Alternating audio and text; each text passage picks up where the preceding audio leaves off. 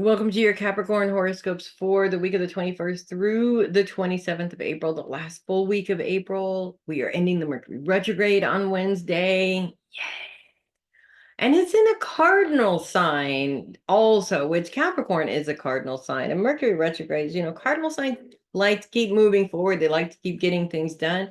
And Mercury retrogrades really do throw a wrench in that. So it's nice to see it go, although we will be in a shadow period until Wednesday of the following week. So that kind of sucks, but it is what it is. It's definitely an improvement. No planets in Capricorn this week. We do still have Ceres influencing Capricorn and focuses on your day-to-day schedule. And this is actually very interesting for you guys because Ceres is the nurturer. She's the great mother. She's all about nurturing others, but also nurturing yourself at the same time. And when we're talking about nurturing your day-to-day schedule, what we're really talking about is making sure that you add that nurturing time for yourself into that schedule. It's so incredibly important, especially for Capricorns who tend to not do that. You Capricorns are wonderful people, the ones that get up, we got to do this, let's go do it, let's get it done. Don't let the grass grow under your feet, blah, blah, blah. That's a wonderful trait, and everybody should be like that. I definitely agree with that. However, one thing that I see consistently with almost all the Capricorns that I know, especially the Capricorn women, is that they don't put that nurturing towards themselves. They're not focused on their self-care. Bare minimum, I fed myself so I can keep going. I've gone to sleep and had my 8 hours so I can keep going.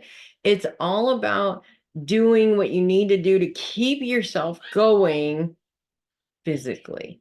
What about mentally? What about emotionally? What about just taking care of you for once in your life. It's really important to add that time into your schedule.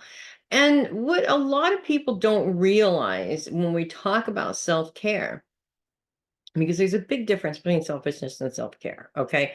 I know the lines are blurred these days because I've seen a whole lot of things being done under the umbrella of self-care that are not necessarily considered self-care.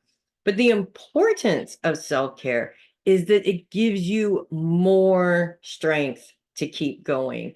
It helps boost you in the direction to keep going. So really, you're doing a benefit for yourself, but you're doing this benefit for everybody around you, for everything that you put everything that you put energy into, whether it's your job, whether it's your children, whether it's school and learning and what have you. I mean, think about it. They space out exams for a reason, because in between each exam, you have the time to learn what's on the exam, to review what's on the exam, to restudy what's on the exam so that you can be successful when you take the exam. If they were geared for you to be unsuccessful, you'd have an exam every day and school would last 2 weeks and you'd do all the exams and probably do those 2 weeks over and over again because you'd be doing the exams back to back. It just doesn't work. Self-care is exactly the same. There has to be a balance between being productive, making money, doing the job, taking care of everybody around you, and then taking care of you at the same time. It doesn't have to be if I spend a whole day taking care of somebody else, I have to spend a whole day on me. It doesn't have to be like that. You can take 10, 15 minutes a day. You can take a half hour to an hour a day just for you.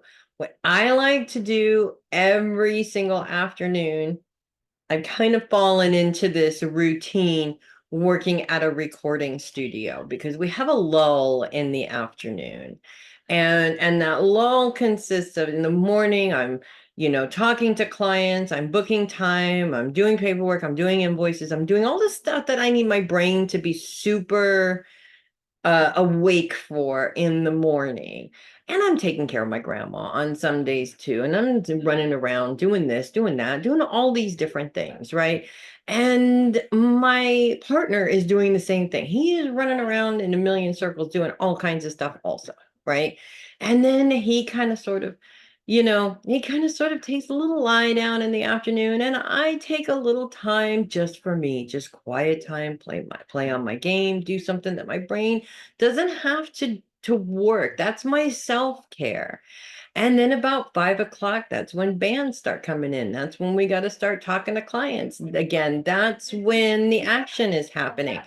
So it's really important for me every day as much as possible. I can't necessarily get it every day, but I'd say 5 out of 7 days a week, I have at least 2 or 3 hours to just chill. And that time is mine. It's uninterrupted. I can just do what I need to do to kind of calm my energy and be able to face people who are coming in starting at 5, 6, 7 o'clock at night. So obviously, you don't have to have that many hours. And obviously, not everybody's day is structured in that way. But finding that time and utilizing it for yourself, not just, okay, well, I have extra time, so I'll just do this other thing that I need to do, is really very important. So I feel this week, as we're getting out of the Mercury retrograde, things are a little crazy. The moon's in opposition of the Mercury retrograde at the beginning of the week. All of that craziness aside, take yourself out of it. Give yourself the gift of a break for however long you can have a break. Clear your mind and allow yourself to just be and allow yourself to just relax. Do some deep breathing exercises, whatever it takes. You will feel so much better when you go back to approach work. It's kind of like taking a nap. Once you get past the fog of waking up from taking a nap, you feel more energized. You feel like you can keep going and keep doing things, and your brain's not quite so tired anymore. So that's what I have for you guys this week. I'm Melissa Bruce, the heavy metal psychic. I will see you guys next week. In the meantime, as usual, high five. You guys are always rocking it. Keep rocking it like you do. Just make sure you take care of you in the process. I'll see you next week. Make it a great week, you guys.